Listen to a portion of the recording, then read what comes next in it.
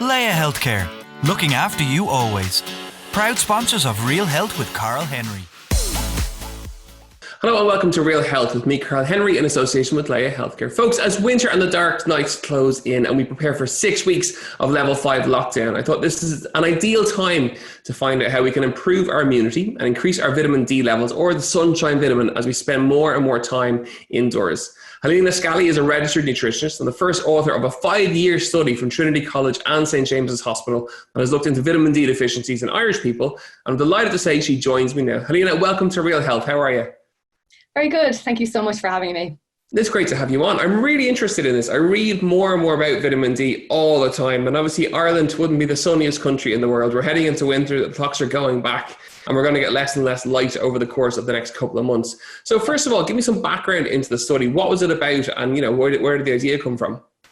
So the study started about a year and a half ago. So I came onto the project and I was tasked with basically getting an understanding of vitamin D levels in Dublin.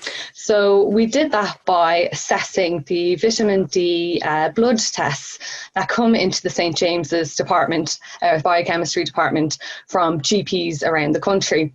So it was my job to basically have a look at all this data and kind of figure out what was going on in terms of who is deficient, what are their age groups, kind of what are the defining features about these people who may be deficient or those who are more sufficient. So it's basically just to try and see what is happening in Dublin and the surrounding areas. Okay, so give me some background to the study and why is vitamin D so important? So the study is based on the vitamin D blood results that come into St. James's biochemistry department. So I came onto the project about a year and a half ago. I was hired to have a look at the vitamin D levels and basically do an analysis to see who is deficient and why. Because we're finding more and more about vitamin D.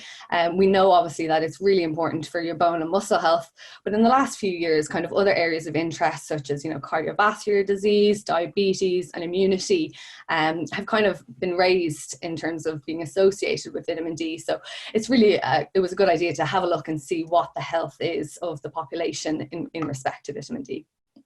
And obviously with COVID cases on the rise, I couldn't not ask the question around COVID and vitamin D. Is there anything in terms of research or in terms of science that it's important or it might be beneficial to have better vitamin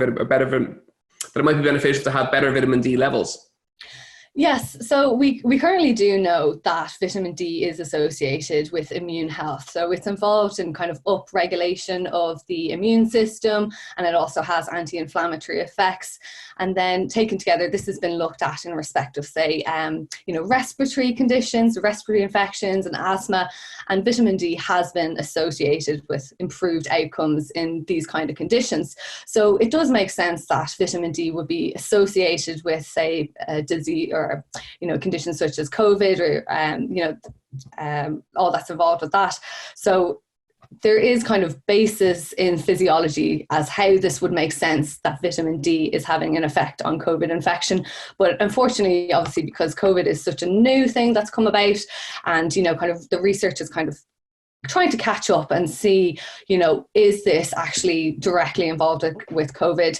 As it stands, we don't know for certain, but we do know that it is implicated in other conditions like respiratory infections and asthma and things. So it would make sense, basically. One of the really interesting aspects of the report was, depending on your postcode, your vitamin D levels are very, very different and they're varied. And I'm really interested to find out whereabouts in Dublin have better vitamin D levels, but also why that is. Mm-hmm. Yeah, so we were quite surprised. So we analysed all the data by postcodes just to kind of get an idea of, like, say, who is deficient.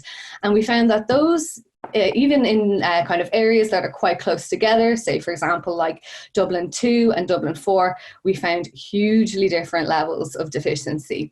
So that can be from a number of reasons, because unfortunately health is, multi-systemic and cat coming in here, multi-factorial. He's just going to chill here.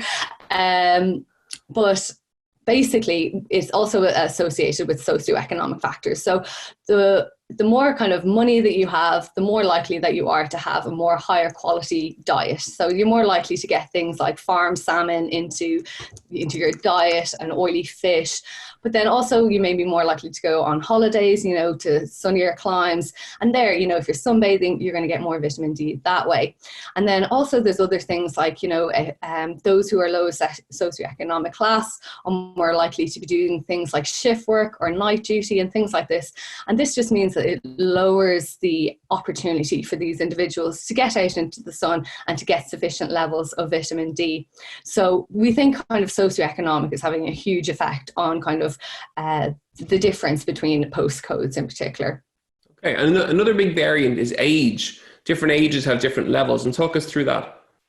Yeah, so this is actually one of the most surprising things that we found in the study is that the youngest in the group, in the study, so the 18 to 39 category, were actually the most deficient. So this was very surprising to us because, you know, even I myself am in this category and I didn't realize how bad the status of, you know, individuals like me is. So we were kind of thinking of reasons why this may be. So basically, younger individuals are obviously more likely to be in full-time work and shift work as well. So this is probably preventing opportunities for getting vitamin D.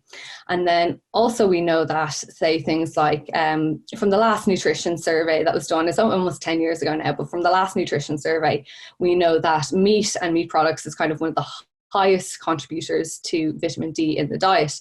And we're thinking potentially that, you know, there's been such an increase in, you know, vegetarianism and veganism and just kind of, you know, moving away from the more traditional Irish diet.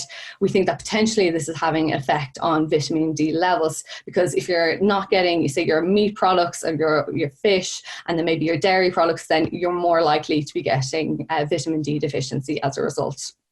Okay, wow. Why are men more at risk in terms of vitamin D deficiencies, do you think?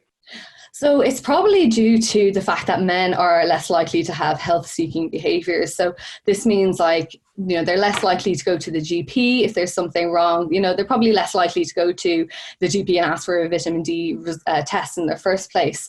But because of that, and then also the fact that women are more likely to be aware of their bone health. So, you know, osteoporosis is really common in women, and there's obviously a big push for prevention of this in women, but there isn't as much of a focus on men. So we think that because women are more likely to go to the GP, say, ask for their vitamin D, and also more likely to be aware of their health and their bone health, this is kind of having an effect where women have a much better status, and just unfortunately maybe men aren't putting the time or thought into, you know, their bones and vitamin D basically. And what will be the signs for vitamin D deficiency? And obviously this year, more than most people really won't have been away. I know myself, I would have been maybe on once on holiday, if it's a really good year, possibly two, a second shorter break. Yeah. I haven't had that this year. People who are listening and probably won't have had it either. Are there any signs of a deficiency people should look out for? Well, because vitamin D is what's called a fat-soluble vitamin, you can store it in your body. So you can build up your stores over time, and then as a result, kind of your stores deplete over time. So it isn't kind of a very quick-acting deficiency. So if you don't have vitamin D sources for a long period of time, you may become deficient and then get symptoms such as, you know, bone and muscle aches or fatigue and just kind of muscle weakness and things like this. So these are kind of some of the low-grade things that you might see. But in the long term, if these things aren't corrected, then you're going to end up with, say, softening of the bones. So that's osteomalacia in adults or rickets in children. And then over time, that can result in an increased risk of getting fractures and falls later on. So it's kind of it's a slow degrade, but it's still there nonetheless. So it's something for, you know, people to be aware of, particularly if they're not getting out in the sun or not getting those good sources of vitamin D. Okay, so fatigue is a big one, and slow recovery is obviously another one. So if people are having those symptoms, it may be just to do with the stress of COVID, it may be just to do with general stress, but always chat with your GP and maybe ask them for a blood test to see if you are deficient in it. And let's chat about the sources of it then. So in terms of how people can get more of it. So one is obviously physical movement outside, whether it's sunny or whether it's a day like today or it's slightly overcast, but presumably there's still light. So presumably getting outside is a great way to get it. But what are the other sources of it? Well, actually, that's a great point, because now we're in the middle of October, coming towards the end of October, you're actually not going to get any vitamin D from the sun whatsoever. So between now and Paddy's Day, between March, you're not making any vitamin D from the sun whatsoever. So that's a huge kind of misconception, that people are thinking like, oh, I'm getting out in the winter sun and, I'm getting on my walks, I'll be fine. But in fact, you're not getting any vitamin D at all. Wow. So that's just one thing to consider. And in particular now this year, it's even more important to consider, because, as you say, not getting away as much, maybe people have been locked down and cocooning, so they haven't more than likely got the same opportunity to get out into the sun. So you're going to be kind of more deficient this year as it stands. So because of that, it really is important to focus on getting your vitamin D from other sources. So you're talking about through your diet and through supplements as well. So the highest sources of vitamin D in our diet is oily fish.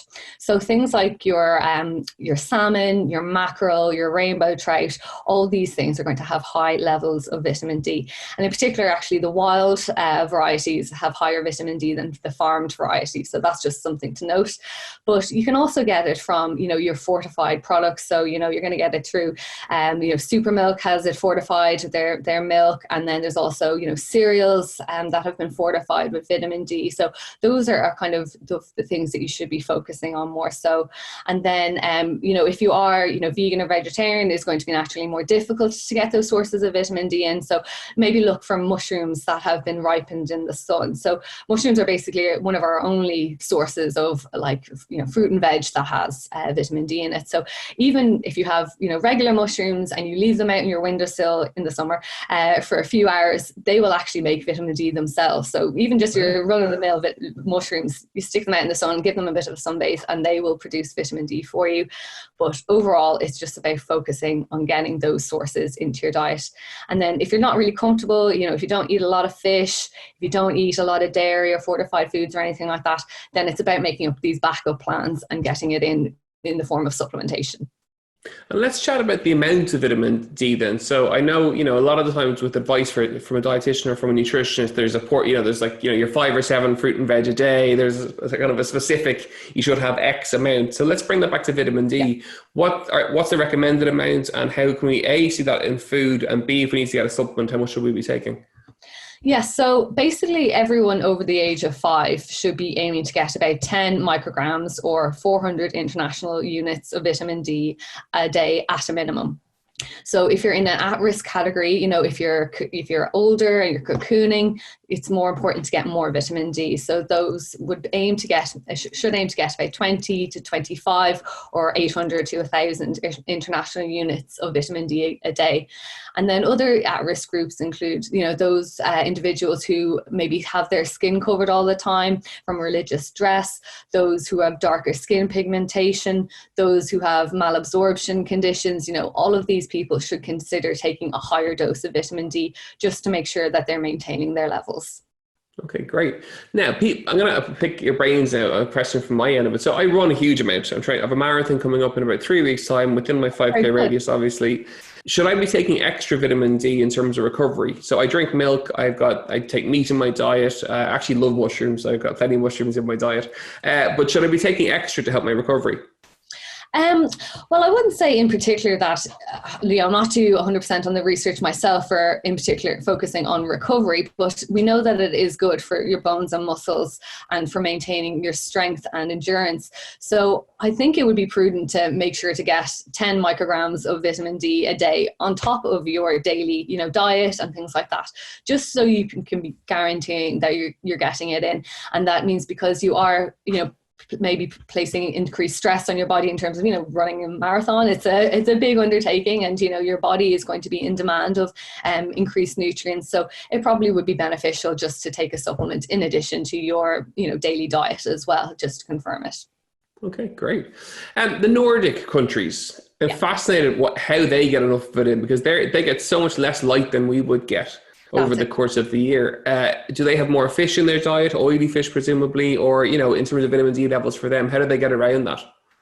Well, it's funny you should mention that, because Finland is actually one of the kind of poster board countries for vitamin D deficiency, because previously it would have been found that those in Finland, you know, as you say, in the northern hemisphere, like ourselves, they're at a much increased risk of vitamin D deficiency. So in Finland, they actually introduced a mandatory fortification of their foods, and they were able to reduce that deficiency down to, I think, about 2 or 3% in their population.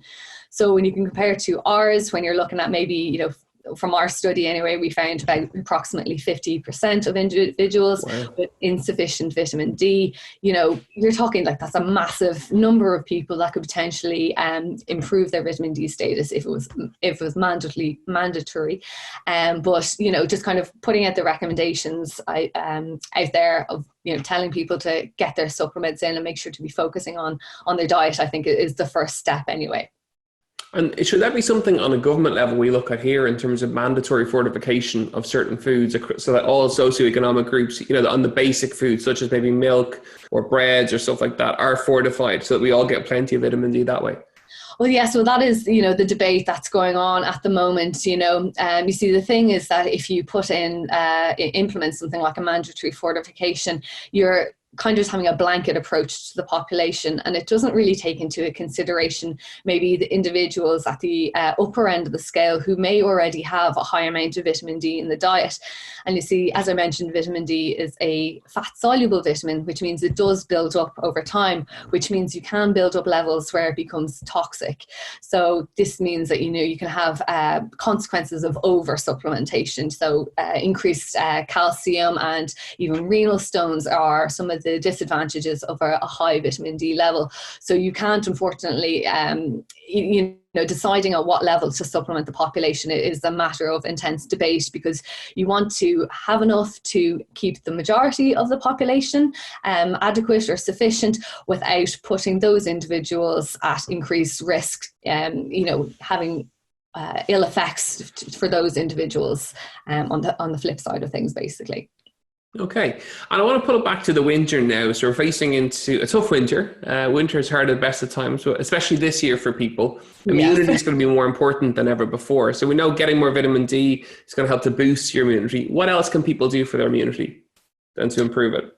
That's a good question. I mean, I'm a vitamin D researcher, not an immune researcher myself, but I think, you know, doing all the kind of following the public health advice, you know, things like making sure to have a healthy diet, you know, getting those sources of vitamin D in your diet, you know, making sure to have a focus on those is important. And things like, you know, not smoking, maintaining a healthy weight, you know, these are the main things that you can do to help improve your immune system. And I'm not going to talk about vitamin C and all those other things that are linked to immunity, but kind of maintaining a good and healthy full diet, you know, getting out into the air for, you know, getting out for a walk or getting out and exercise for at least half an hour a day. You know, you may not be getting your vitamin D from the sun, but obviously, as you know yourself, that has other effects for your mental health as well. So it's about kind of maintaining an overall healthy system, basically. Let's chat about, I suppose, vitamin D and the research that you're doing and the future. How does that look in terms of with the study that you've done? What's the plan going forward?